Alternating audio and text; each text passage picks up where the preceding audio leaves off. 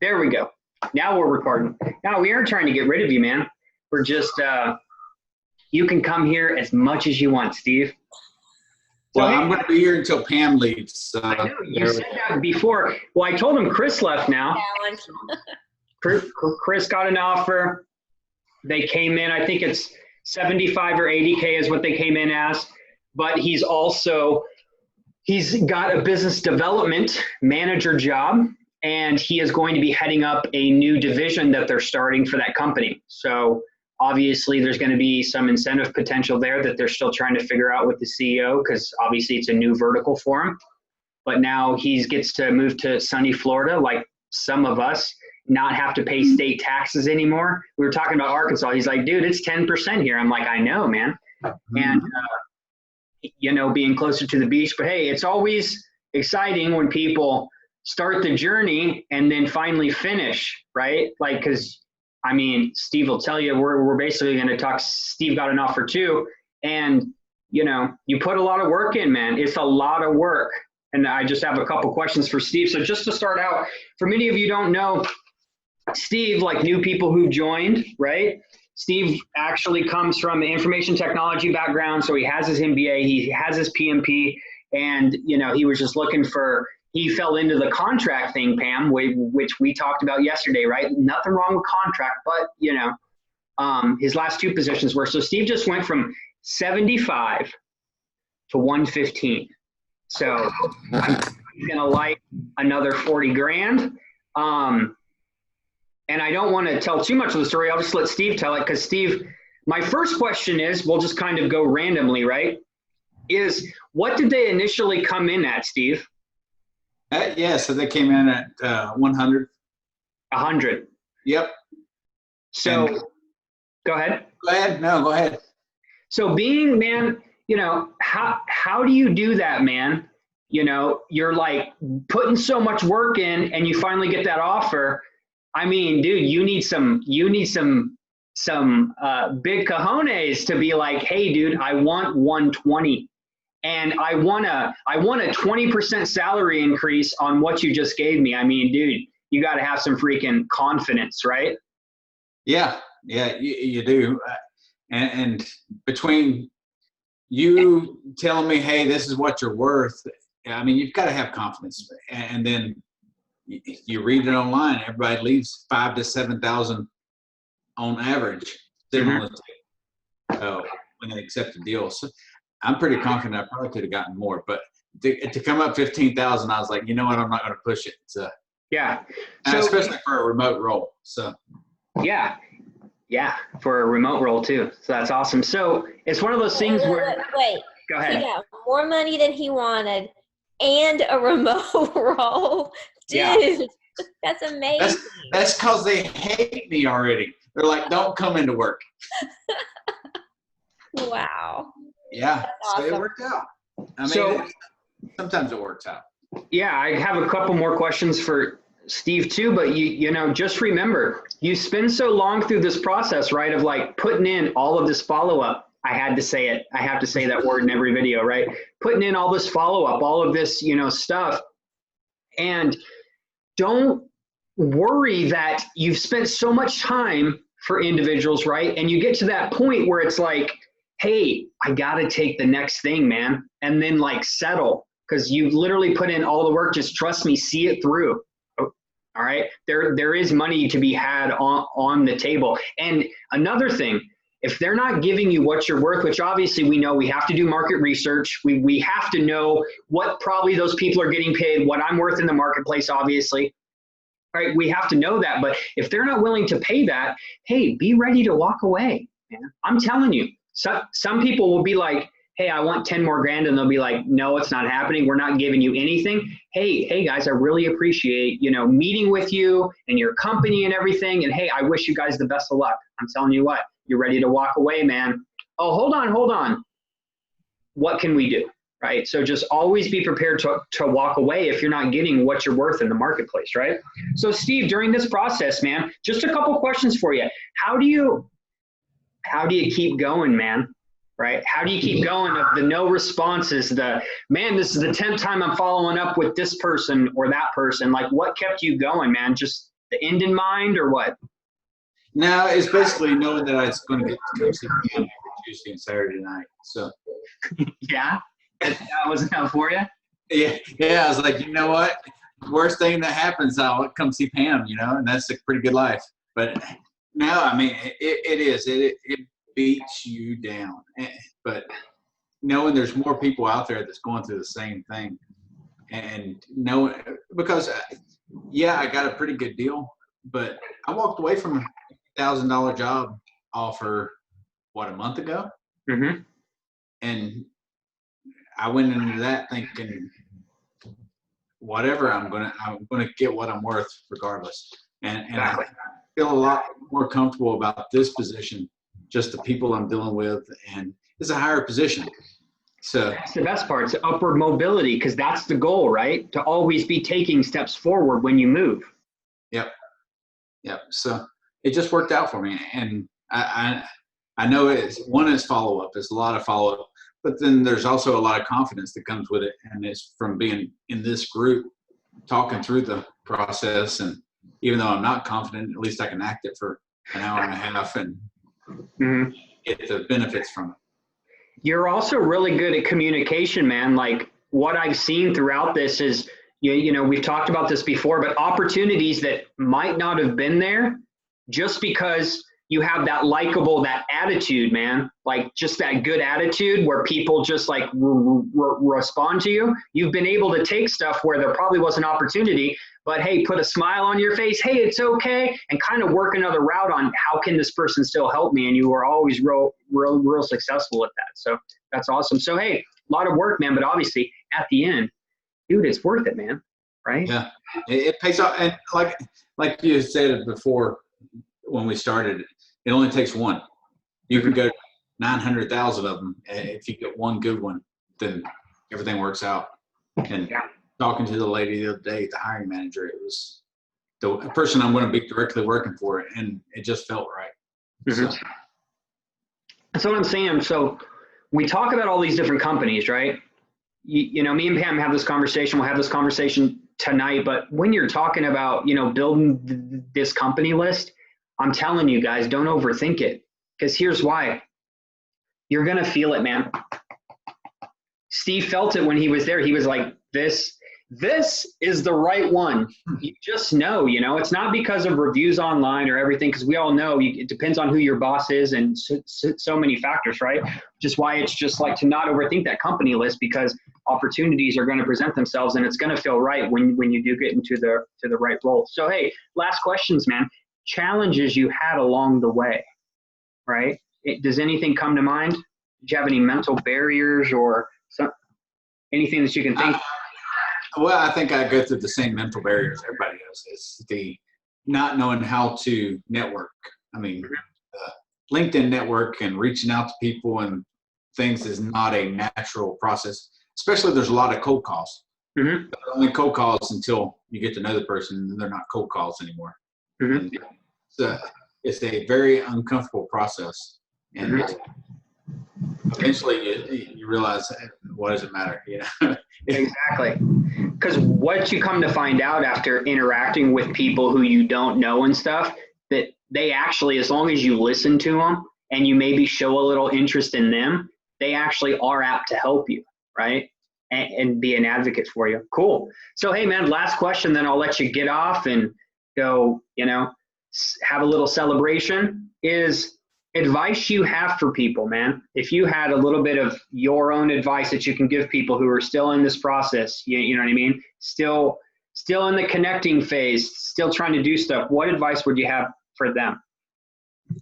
Be flexible. I mean, you give us the assignment of create your list and start your networking and things like that. But as you start your network, you realize, hey, it's not going to work out for me. And so when you pull one off, put another one on. And if you search long enough, you're going to find a lot of companies out there. And I guess the same advice I got when I was a PFC Lance Corporal was, if you look to the right, you'll find Mrs. Right. If you look to the left, you'll find Mrs. Right as well.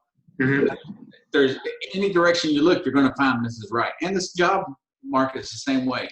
If you look this way, you're going to find the right job. But if you look to the left, the right job's there as well. There's lots of right jobs. Just keep digging and keep working your list and manipulate it and keep going through it until you find what fits.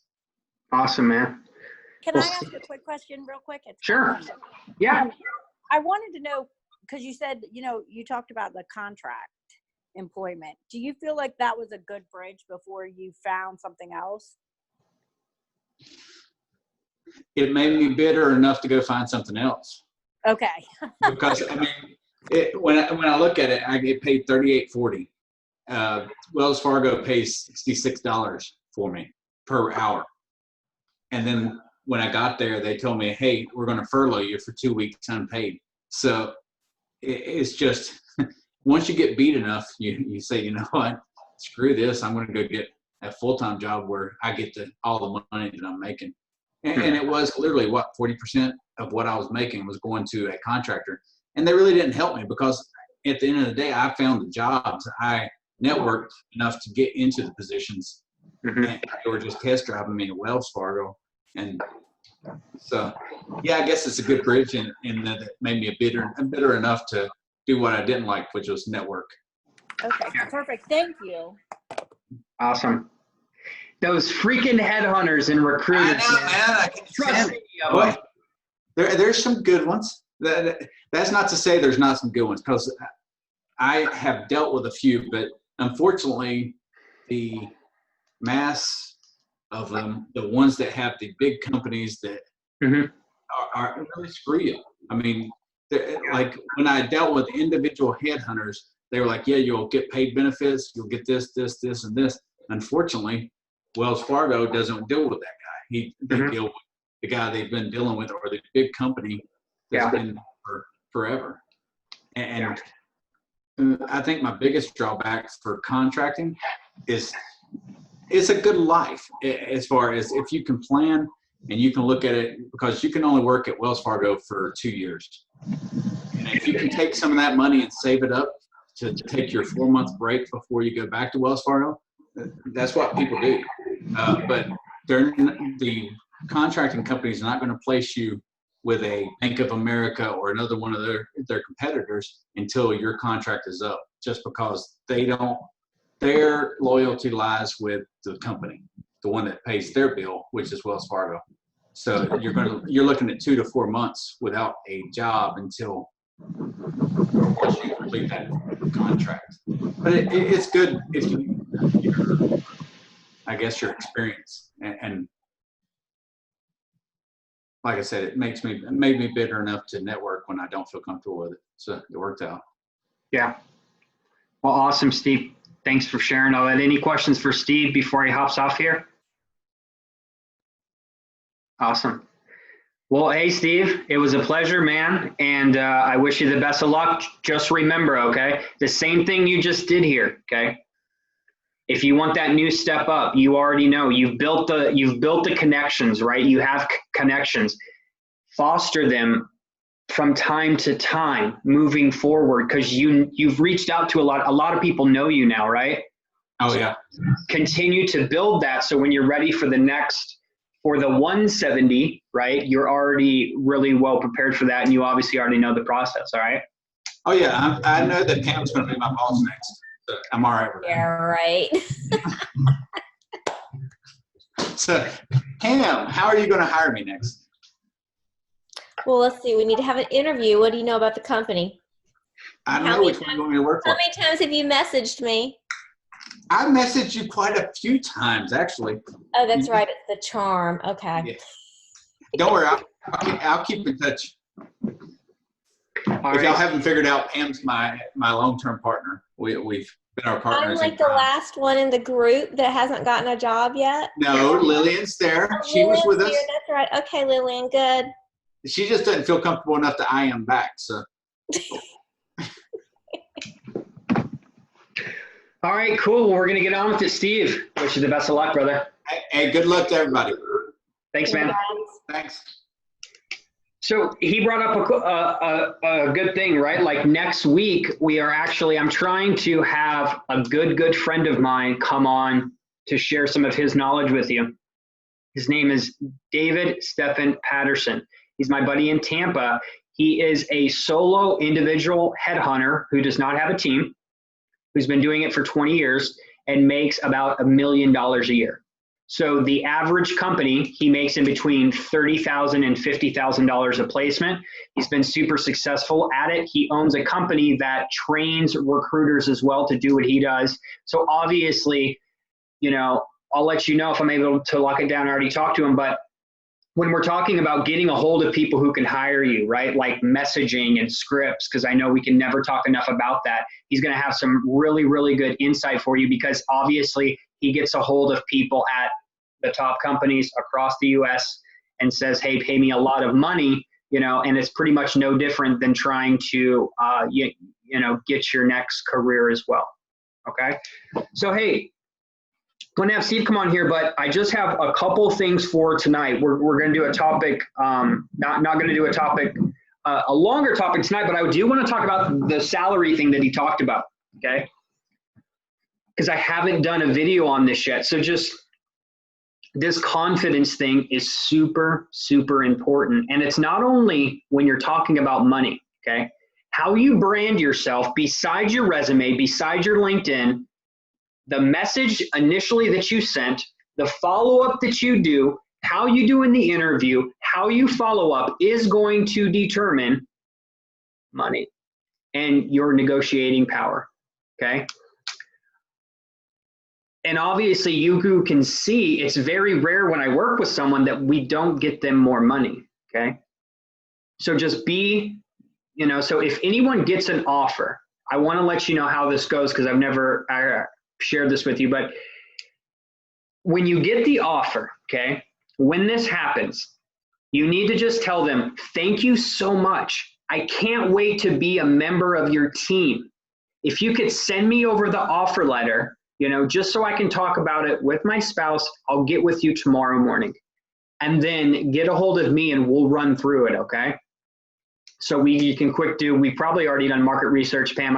We know how much your people make in the area, right? So that we can kind of hone down, because in his case, there's a lot more than money, and Kara can maybe elaborate on this if you want, Kara. So when you talk about a compensation package, most times people just are talking about money, right? That's all they care about.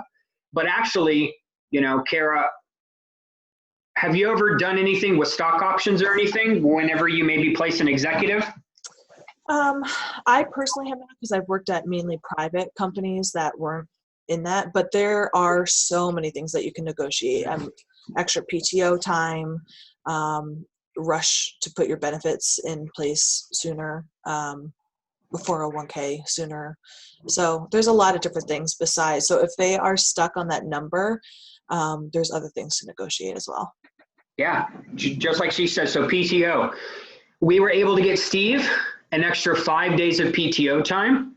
We were also able to get Steve, they started a 2 weeks vacation, a whole nother week.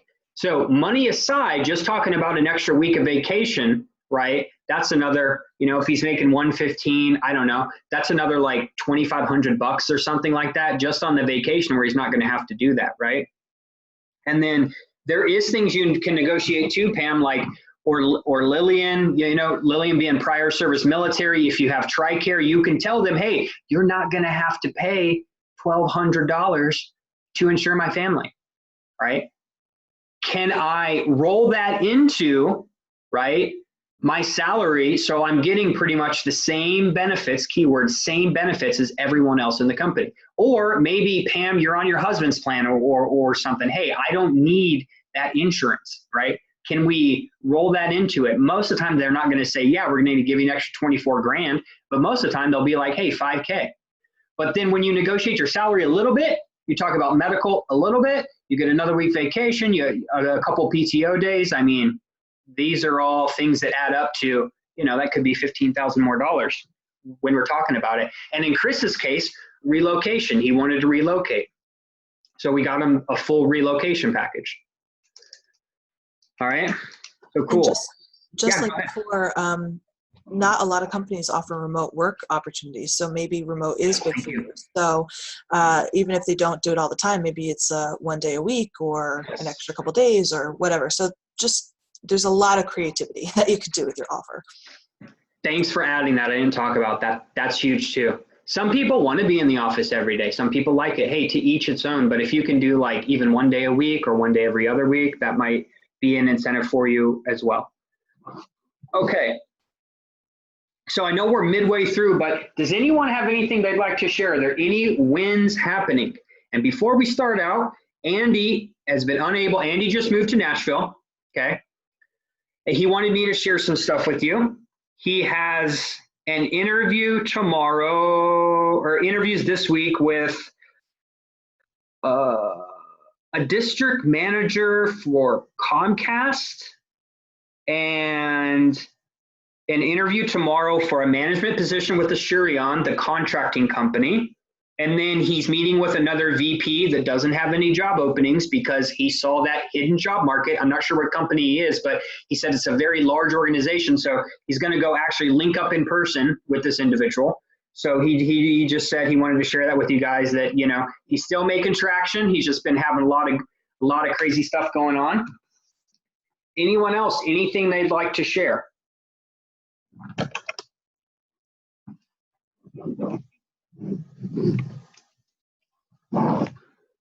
All right. So important things, right? Goals. Write down your daily goals, please. Okay. It will keep you going day to day, and write big goals, please. We already talked about how average is the failing formula, right? It's a failing formula for your life, right? To give up, to stop doing as much as you were doing because like times are tough or whatever. When times gets tough, that's when you actually need to accelerate it. Okay. And just think right now, like, what's holding you back, right? Steve already told you, man, he's this likable person. He's got this good attitude, but he just straight told you, man, dude, I don't like networking with people, right? You wouldn't probably think that by talking with him, that he maybe doesn't have a lot of confidence. So he, in his words, dude, I faked it, right? I faked the confidence, right? Or he pulled it from somewhere else, or he knew, hey, this position I'm in right now, this contracting position pays $66 an hour. That's $122,000. I'm getting paid $75, right? So that was the motivation for him, right? So just figure out whatever the motivation needs to be for you. Whether you don't like your job, you're trying to find another job, whatever, like it's different for everyone, right? But think about when you have something to keep you going, right? It helps reinforce doing the things that you don't like to do, right? And if you're having issues, right, we have those mindset videos, right? Rewatch them. The ones that talk about excuses I'm telling myself, or how to get people to remember me, or follow up, right? And the importance of it. I had to get that in again, right? Okay. I wanted to talk something about the list because me and Pam had this long conversation about this yesterday. Your list, okay? If you built your list, right, or you're about to, or you're building it now, Mark, okay? Be sure to add companies, okay?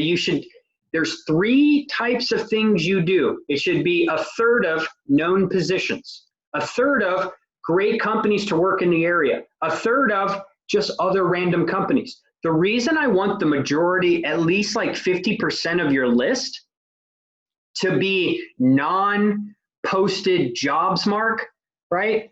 And I still need to get with you on a couple of those other companies, right? Is because the larger organizations out there that don't have a current need, those are the best contacts. Those decision makers, those lead engineers, those HR professionals, right? Whatever you're targeting. We talked about the hidden job market before. I just wanted to reemphasize this. Your typical company, say it's marketing, like Pam's case, we kind of talked about it. There's 20 people in the marketing department, right? Say you have 20 of those companies on your list. All of them currently don't have a position posted. If you can slowly build relationships with those individuals, okay, one person is probably turning over every month in those roles, or every 2 months or 3 months. So when you have a list of 20 different companies, you know we want to be before the job's posted. Just like Kara said before, if it's posted, it's too late. And it's harder to get a hold of those people because everyone's trying to get a hold of them, right? Hey, look, hey, me, right? If we can get there before, okay, they already know your name. So when they're thinking of Bob just quit, Bob just found another job, dude, this guy Mark has been emailing me every week for like 7 weeks. Let's call this guy. And then it's not as competitive too. So you're not going up with like 10 other applicants that HR wants to meet. They don't even post the job. They bring you in. You're a referral from hopefully another engineer, or maybe the decision maker brings you in to talk to HR. And then it's almost a formality where if you get in there and you're kind of sharp, they're probably going to give you a shot so they don't have to spend $5,000 on job posts, boosting it. You know, recruiters making a bunch of phone calls. When you add it up, man, it takes a lot of money to hire somebody, right? That's why headhunters get paid so much, because they know, man, with the job postings and the callbacks and the interviews and all of this other stuff, like it takes a lot of time, effort, and energy. So if you can get in there prior to that, okay, also those individuals that you're building a relationship with are more apt to give you a referral, because let's be honest, like engineers know engineers, marketers know marketers, right? So like start getting networked with people who can help you, right? Try not to just focus on those current openings, right? Try to focus on ones that are, you know, don't seem like there's opportunity, but I assure you that there is, okay? Also, if you're having trouble finding companies, right, to add, I have the access, right? I could easily go in and say, hey, are you looking for a small business, a medium business, or a large business? Run a freaking clock on it, a mile radius, and I could let you know who all those companies are, okay? And we can start identifying those individuals, okay? Awesome. Last thing, next Saturday, the 29th or something, unfortunately, I will be unavailable that day. So I can either meet up with you one-on-one, just let me know, okay? So this Saturday, I'll still be there, same time. We'll be connecting, right? You have questions about your list, getting a hold of people, contacts, we'll work through it this Saturday. Next week, I'll just get with you one-on-one if you want to link up. We'll link up maybe Saturday or maybe additional times during the week, okay? Also nothing. That's it. All right, cool. Does anyone have anything before I hop off here? So I just want to share something based on what you just said. And it's like, I feel like I'm always the one that says, okay, this is what you're not supposed to do. And I had to learn the hard way. But I've had like these companies on my list for a while that I haven't touched because they haven't had posted jobs. Mm-hmm. And one of them was UF Hospital, right? Mm-hmm. Hospital here. And so based on our conversation yesterday, you know, I'm going to start reaching out to them. But UF Health, which is the hospital, yesterday posted a marketing position. And so I applied for it this morning, but I could have been connecting all along, and now I'm like you said, I'm competing, and it's been on my list for like, since what, March or April or whatever, when I first did my list, and I didn't touch it. So, and I saw that today, and I was like, crap, I could have like, I mean, I'm not kicking myself for that. It's just like, oh, okay, now it's more motivation to say, okay, now I'm going to go down and do the rest of them. So, by the way, when you have time, look at some of my messages like on Oracle and tell me if those are better than the ones we talked about yesterday. Okay. But just kind of lesson learned. Like I, you know, could have had a hand up in that and didn't do it because I was too focused on job list. Yeah. Again, I'm going to be honest with you. It doesn't make sense. It doesn't make sense. It doesn't make sense to build a company list of jobs or of companies that don't have positions. Like, it's just like, what? Why am I going to do that? That's a waste of time. I assure you, It is not a waste of time. It is more beneficial than going after those job posts. I assure you. I've been doing this 3 years. Just the coaching part, not the headhunting part, right? But just like I said, most people I work with, like you guys, okay, get jobs from not job postings. The majority of them. They're from networks, referrals, that type of thing, okay? And there was one more thing I was going to say. Oh, which is why if you ever reach out to a recruiter or an HR manager, most of the time they're going to tell you to apply online. Because that has been what's been trained for the past 20 years. If you need a job, you go online, right? But you guys came here, right, because you knew that wasn't working probably, and it hasn't really worked in the past.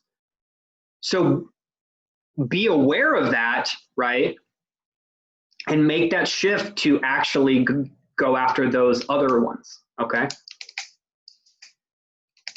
Awesome. Great. Mark, how's your list coming along, man? How's it going?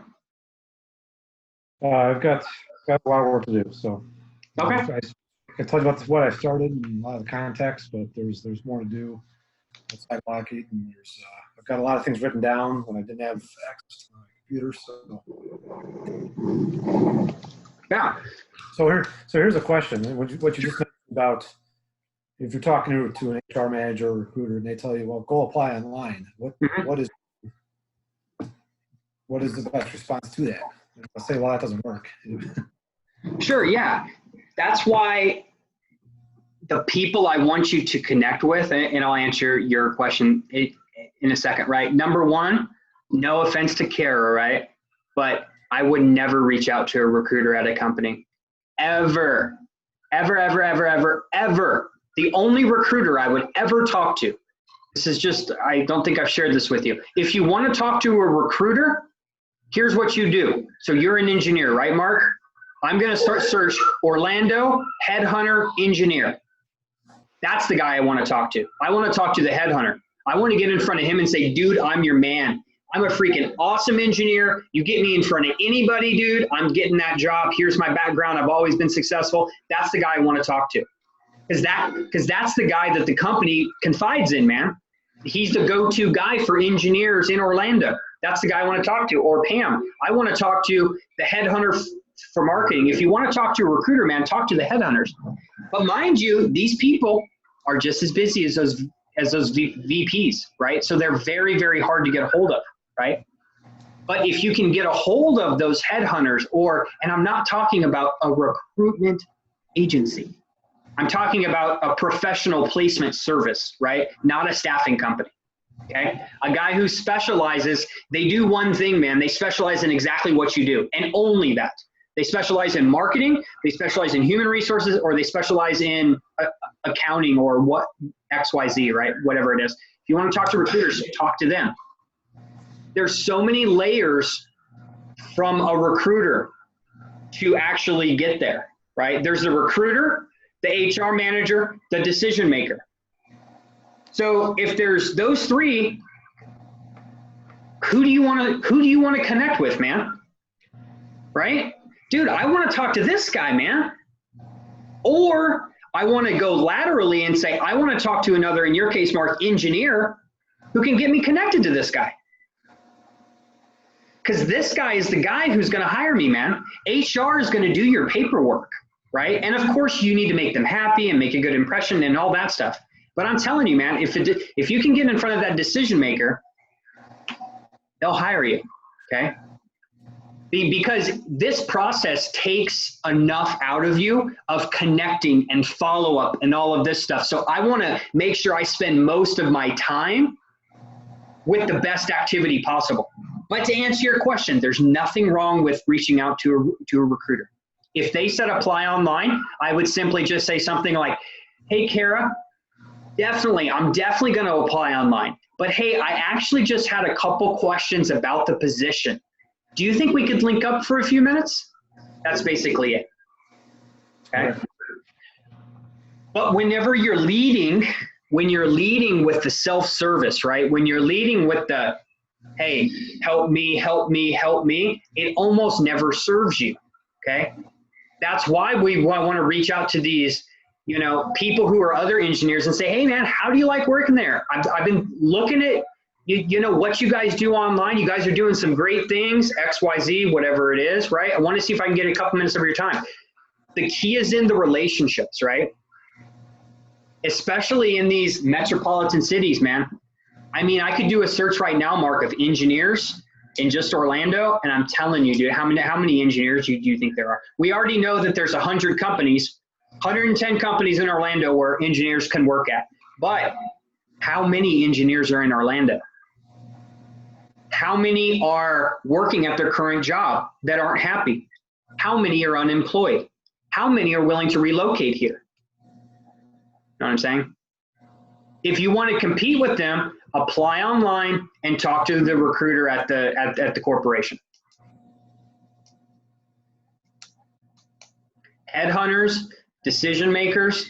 If I want to talk to someone in HR, normally I'm trying to get a hold of the manager. Okay?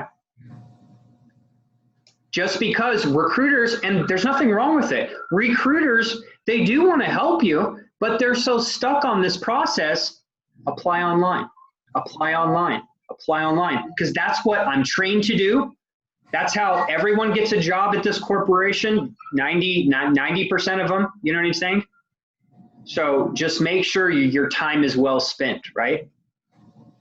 There is one person in HR that if you can connect with them is the HR business partner for your specific division, because an HR business partner partners directly with the decision makers. So if you can get a phone conversation with them, they'll be the direct line to your decision maker over like a CHRO or a manager, because sometimes they're too busy, but the partner will get you in. Okay. Yes. In the larger organizations, they're going to have those.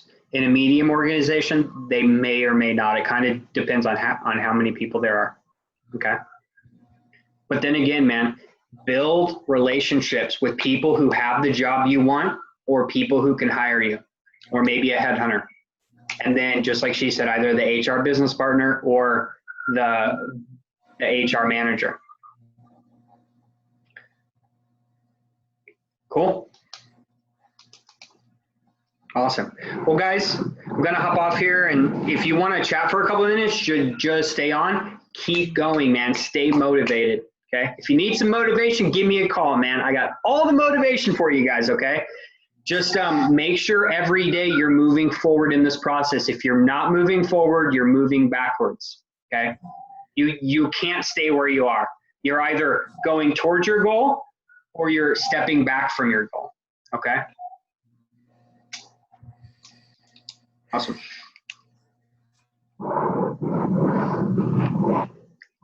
This is the part in every call that's awkward now. We're like teenagers. Who should hang up first? I'm just joking.